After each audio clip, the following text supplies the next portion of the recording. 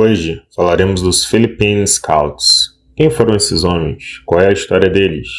E qual foi o desfecho de sua campanha na Segunda Guerra Mundial? Para auxiliar na ocupação das Ilhas Filipinas após a Guerra Hispano-Americana, o exército dos Estados Unidos começou a empregar filipinos nativos como soldados e batedores.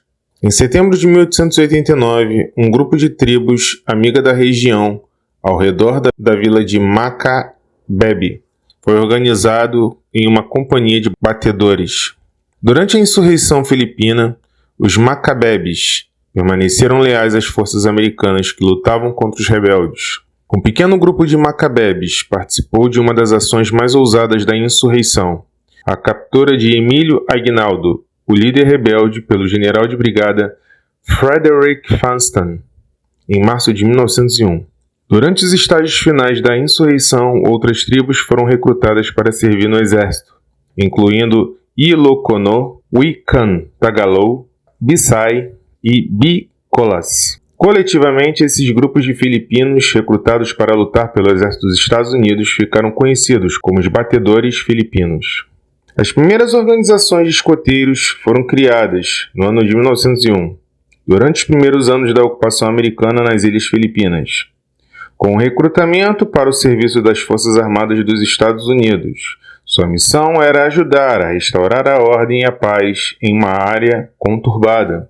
Nas 2 décadas seguintes, os Philippine Scouts, os escoteiros das Filipinas, participaram da subjugação das ferozes e guerreiras tribos Bangsamoro, na ilha de Mindanao e no arquipélago de Jolo, o do estabelecimento da tranquilidade e assim o estabelecimento da tranquilidade em todas as ilhas. Após a Primeira Guerra Mundial, o Congresso aprovou a incorporação desses escoteiros filipinos no Exército Regular dos Estados Unidos.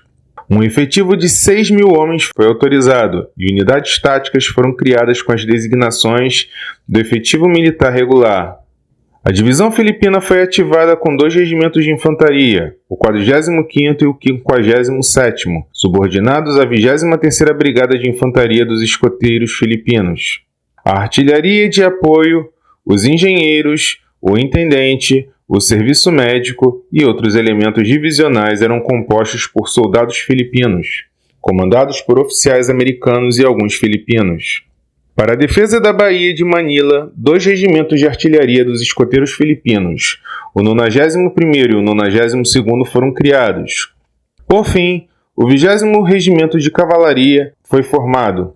Eles foram estacionados em Luzon, nos fortes William McKinley e Stotzenburg, no campo John Hay, no Porto de Defesa de Manila e no quartel Petit, em Mindanao.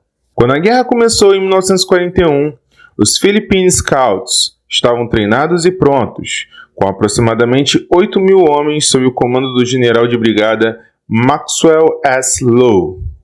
Quando a batalha começou de fato, o 26º Regimento de Cavalaria, apoiado pelos 23º e 24º Batalhões de Artilharia e de Companhia, destacou-se nos primeiros dias após os desembarques japoneses no Golfo de Lindeyen, no final de dezembro, atacando as forças de assalto.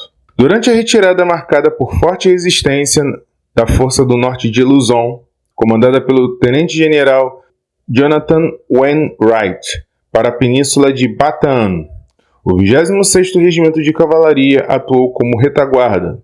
Montados a cavalo ou em veículos de transporte de pessoal com blindagem leve e equipados apenas com metralhadoras leves, os Scouts contra-atacaram os tanques japoneses de forma contínua e agressiva, sacrificando suas vidas para proteger as tropas filipinas e americanas em sua retirada. Em Bataan, o 14º Batalhão de Engenheiros trabalhou arduamente para preparar posições defensivas.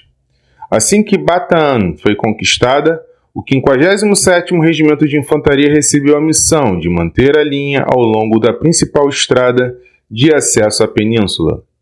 Na Batalha de Abucaí, de 11 a 15 de janeiro de 1942, o 57º Regimento de Infantaria resistiu ao ataque dos melhores elementos que o general Román Masaharu tinha posto em combate, Ele era comandante em chefe das forças expedicionárias japonesas. Após 4 dias de intensos combates corpo a corpo, os japoneses cessaram suas tentativas de penetrar a linha dos batedores.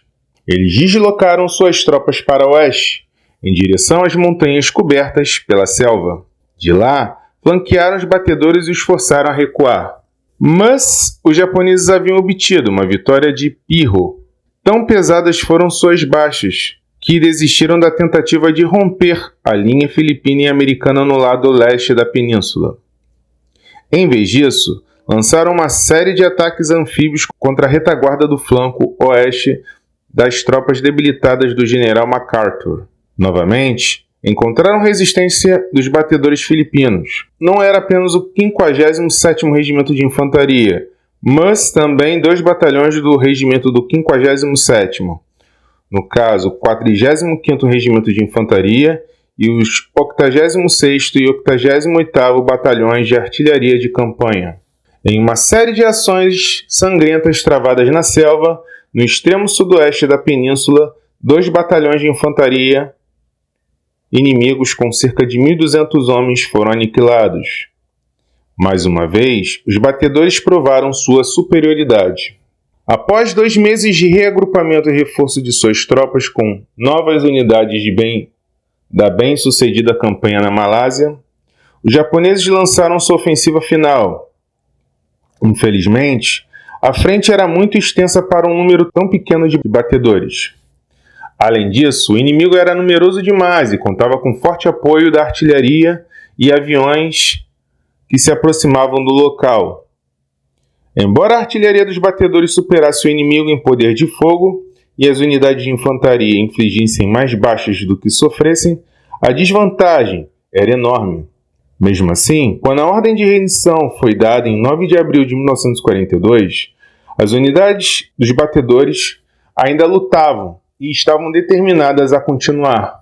Partindo de Corregidor, os 91º e 92º Regimentos de Artilharia Costeira dispararam até o último minuto, apesar do intenso bombardeio. Na ilha de Mindanao, as companhias E e F do 43º Regimento de Infantaria travaram a última batalha da campanha das Filipinas.